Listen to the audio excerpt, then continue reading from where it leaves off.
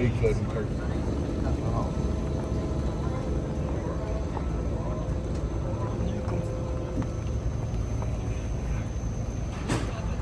Like Blowers Row, ain't it?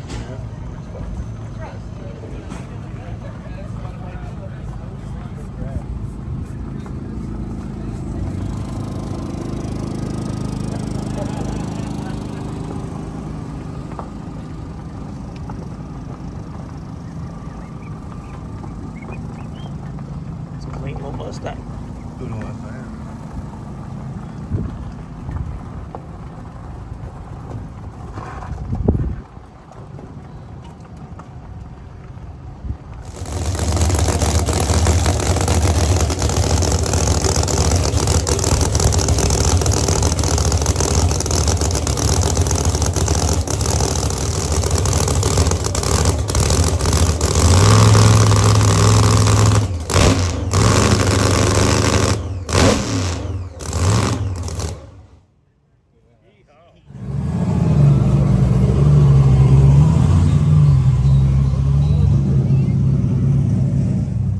Well, we made it past the first storm. Come a good one.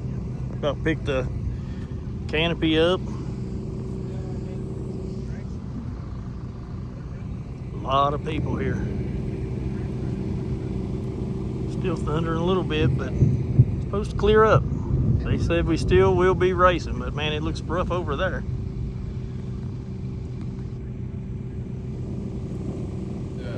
We can get to $1,000 contest. We've been pretty good at getting out of here. Cars up here if you're in those classes. Gonna have a nice little cruise. So we're gonna go right down the track and then we're gonna turn around and then go out and then come back. We're going to Walmart. It's about a 15-minute drive there and back. So yeah, BJ is gonna be flagging tonight. All the heads up stuff, everything's heads up tonight. And then we've got some grudge and test and tune. If you guys have any questions about the way BJ flags, raise your hand. I'll try to hear you or listen. I'm sure most of you guys have probably seen him flag before. He's gonna go like this. You're gonna come up on your trans brake or your foot brake or whatever. He's gonna wave to the other guy, come up. He's gonna listen. He's done this a lot. You know, he'll make sure you're ready.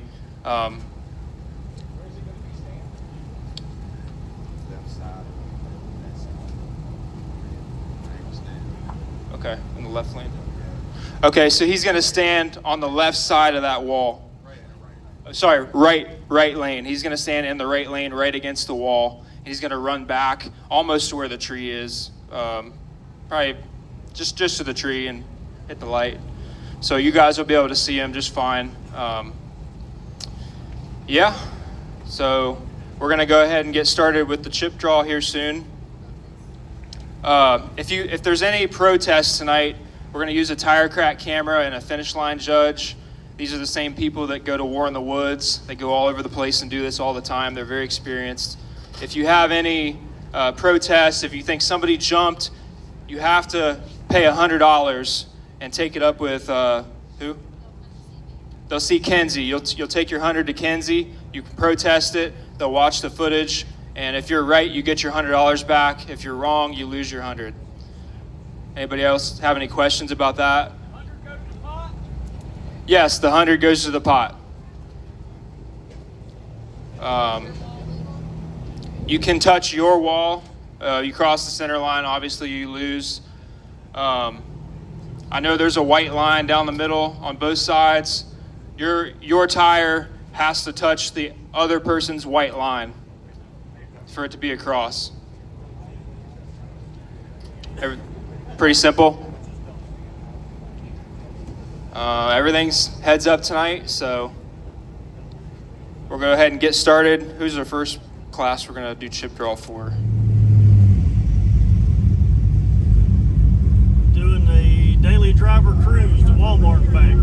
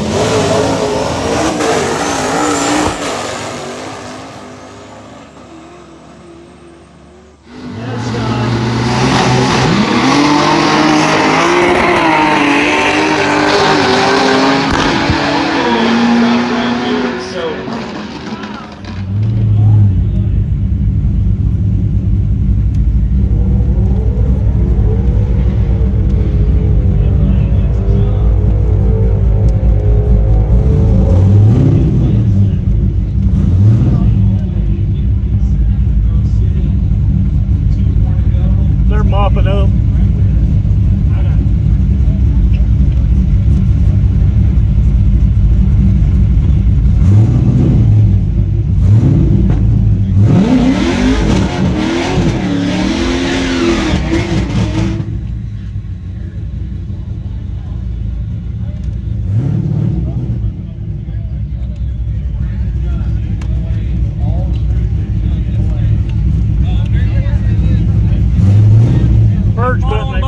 Bird's button ain't working. We'll go for it. All right.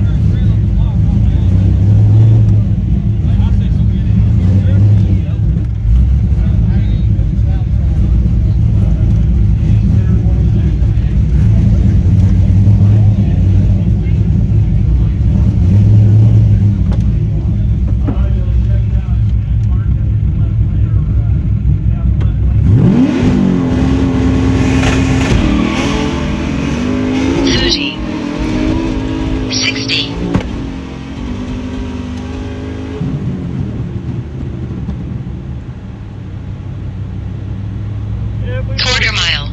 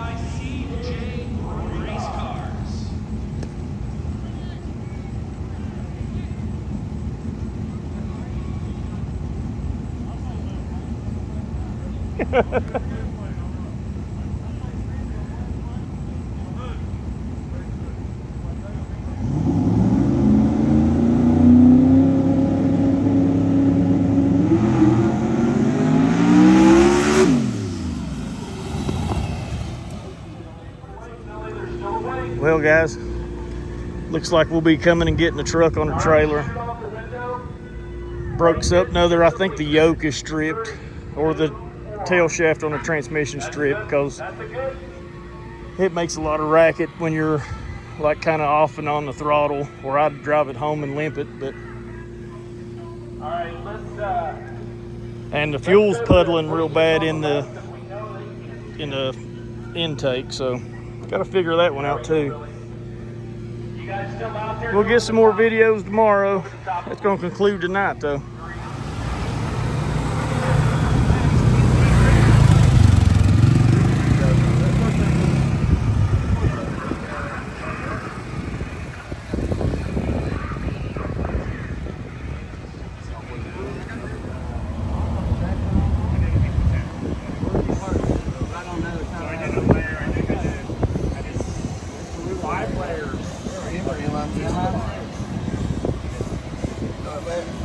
Yeah, run a 920 on spray in the quarter.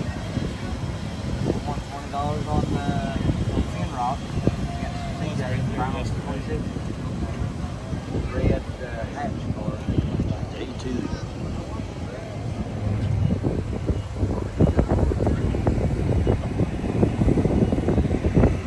CJ had him. Right hand side, what's your name? Got Mikey's little S10. Gonna try to help him out today. I don't know. Adelaide, ready to get it on. We've got cash. We got cash. The money maker. The left-hand lane. Okay. Oh, this is brother versus sister. What in the fuck is going on? Adeline versus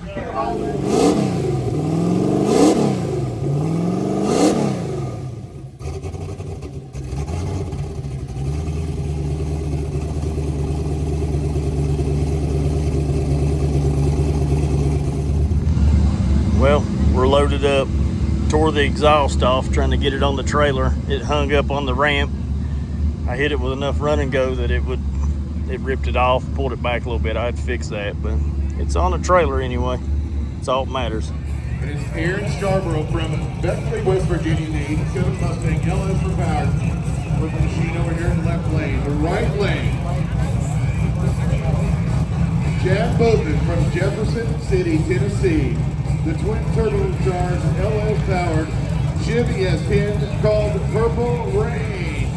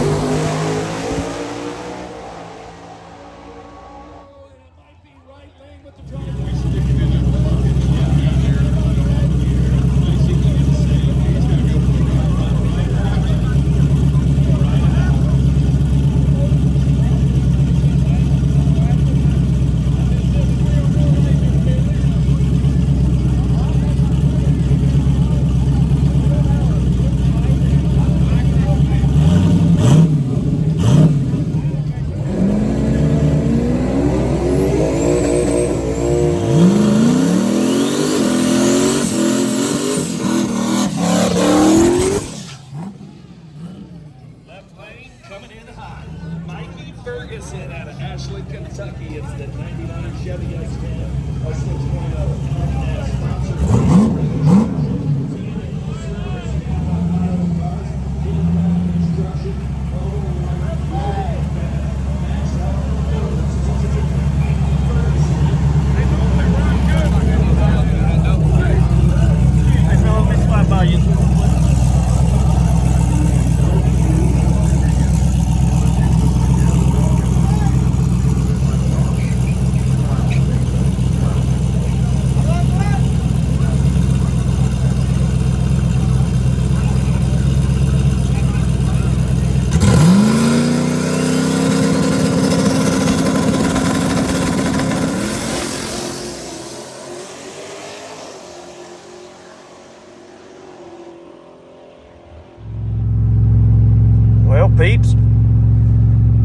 stick around for the race to last all night. I gotta get this truck home. I got a good hour or so drive and by myself, so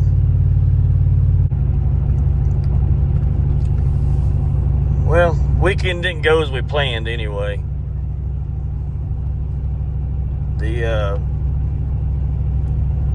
During my pass, I raced I think it's Gen 2 Garage, Tommy and Allison.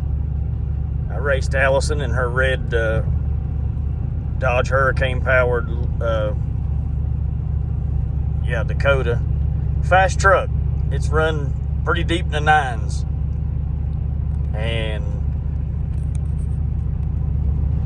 not that I thought I would outrun her or anything, but I just wanted to lay down a PB or do good personally, and that's about all I was really worried about. Sprayed the 150 shot. Before this race,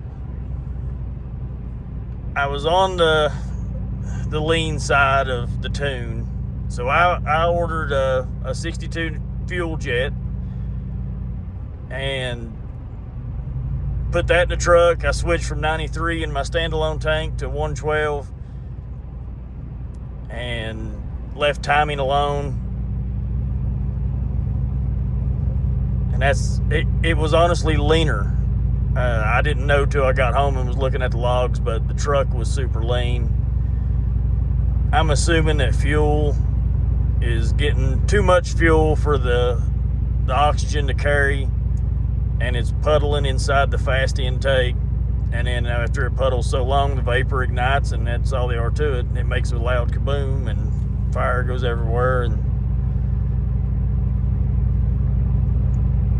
so, honest opinion, if it didn't spin really bad, but you still had a PB 60 foot at a 170. I've done a 170 before, so it tied my PB. But it spun bad in slow-mo. I mean, the tires make 4 rotations probably before it moves 2 foot. But if I had possibly got a little better 60, well, even with that 60 foot, if it didn't do the teeth skipping that it was doing down the track, I think that pass, it was a 741. I think it would have been a 731, maybe even a 720 something in, summertime air. I'd have been plenty. I was happy with the pass that I made, but I'd have been real happy if it didn't have the skipping.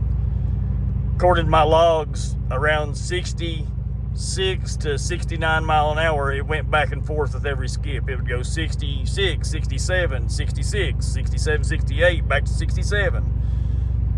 And then it done it again in third gear in the mid 80s. So I'm sure I lost quite a few mile per hour in ET with that little setup. And let's hope that it's just a yoke or something simple and it didn't just do major damage to the transmission, or even if it's a rear end busted, I'm fine with that. I can rebuild a rear end. I just don't want to have to pull the trans out again just to repair something simple. But all in all, I'm happy with how things went. And I mean, it could have went better, but it could have went way worse. Still got a PB out of it, even though it ain't the PB I was looking for. Stuck around long enough to my buddy Mikey to make a pass in the little green S10. And we told him to guess at the light, and he guessed a little too early, but made a good pass nonetheless. 50 cars in small tire tournament, so quite a few spin outs and accidents tonight. But we'll get this thing tore apart, see what happened to it, and we'll make a video about that next week, I guess, because I don't know that I'll do anything in a hurry. Ain't got no obligations, no races or nothing, so. But as always, guys, like, share, subscribe, try to get to 1,000, and we'll see you next time. Well, update. We did break the spider gears. I got about three teeth gone. And we also tore the exhaust off, loaded it on the trailer. Until it's moved back about 3 inches and it slipped out of the header collector up there. Hopefully it ain't that bad to push back forward. But yeah, thought it was the drive shaft, but the drive shaft is good. Merely nothing.